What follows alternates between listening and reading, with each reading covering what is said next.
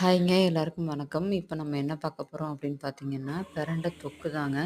இந்த தொக்கு வந்து கிட்டத்தட்ட ஒரு 10, 15 நாள் நம்ம வச்சு சாப்பிட்டுக்கலாம். பிரண்டை வந்து உடம்புக்கு ரொம்ப நல்லது. அது மேக்ஸிமம் உங்களுக்கும் கிடைச்சா இந்த மாரி செஞ்சு வச்சுக்கோங்க.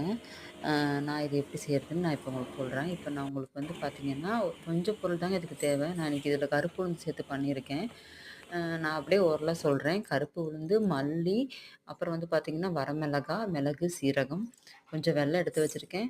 அப்புறம் கல் உப்பு எடுத்து வச்சிருக்கேன், பெருங்காயம் எடுத்து வச்சிருக்கேன், நல்லெண்ணெய் எடுத்து வச்சிருக்கேன், புளி வந்து எலுமிச்சம்பழம் கரைச்சு வச்சிருக்கேங்க. இது வந்து பார்த்தீங்கன்னா, வெறும் வடை சட்டியில அத எண்ணெய் ஊத்தாம, ஃபர்ஸ்ட்டு அந்த உளுந்த நல்லா செவக்க வறுத்துறணுங்க.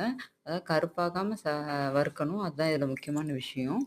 எண்ணெய் ஊத்தாம ஆ கருப்பு உளுந்து, வரமல்லி, மிளகு, சீரகம் எல்லாம் போட்டு வறுத்து தனியா எடுத்து வச்சுட்டு, அதுக்கப்புறமா மறுபடியும் கொஞ்சம் உப்பு போட்டு, உங்களுக்கு நான் வந்து ஒரு கட்டி பெருங்காயம் சின்ன துண்டு போட்டு ஃபர்ஸ்ட்டு ஒரு 2 நிமிஷம் வதக்கிட்டு, அது கூடயே வந்து பார்த்தீங்க அப்படின்னா, மிளகாயும் போட்டு வறுத்துட்டேன். கூட உப்பையும் போட்டேங்க.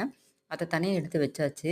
அது ஆறட்டும். இப்போ வந்து பார்த்தீங்கன்னா, வடை சட்டியில கொஞ்சம் நல்லெண்ணெய் விட்டுருக்கேங்க. நல்லெண்ணெய் தான் விடணும். நல்லெண்ணெய் விட்டு நம்ம கட் பண்ணி வச்சிருக்க பிரண்டைய போட்டு நல்லா வணக்கணுங்க.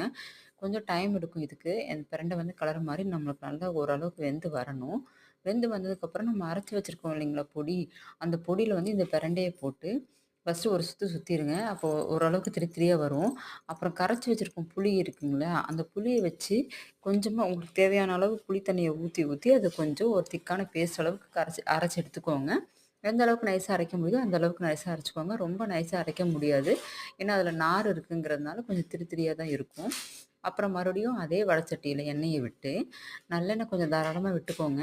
விட்டுட்டு நம்ம அரைச்சு வச்சிருக்கோம் இல்லைங்களா, ஆ அது அத எடுத்து ரெடியா வச்சுக்கோங்க. நல்லெண்ணெய் ஓரளவு காஞ்சதுக்கப்புறம் பூண்டு போட்டுக்கோங்க. பூண்டு நல்லா பொரியணுங்க. பச்சையா இருக்கக்கூடாது. நல்லா பொரிஞ்சிரணும். பொரிஞ்சதுக்கப்புறம் பார்த்தீங்கன்னா, நம்ம அரைச்சு வச்சிருக்கிறத எடுத்து ஊத்திரணும். இப்போ ஊத்துனதுக்கப்புறம் பார்த்தீங்கன்னா, அது ஒரு மாரி ப்ரவுன் கலர்ல இருக்கு. இது ஒரு கலர் வந்து டோட்டலா மாறணுங்க. நல்லா டார்க் ப்ரவுன் சொல்ல முடியாது. ஒரு மாரி என்ன சொல்றது? டார்க் காவி கலர்ன்னு சொல்லுவாங்க இல்லைங்களா?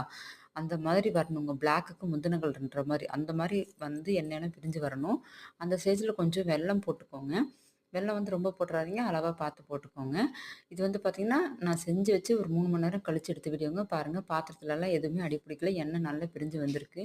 இந்த மாரி செஞ்சு வச்சுக்கிட்டீங்கன்னா, உங்களுக்கு எதுல சாப்பாடோட சாப்பிடுறதுக்கெல்லாம் ரொம்பவே நல்லாருக்கும். ட்ரை பண்ணி பாருங்க. Thank you.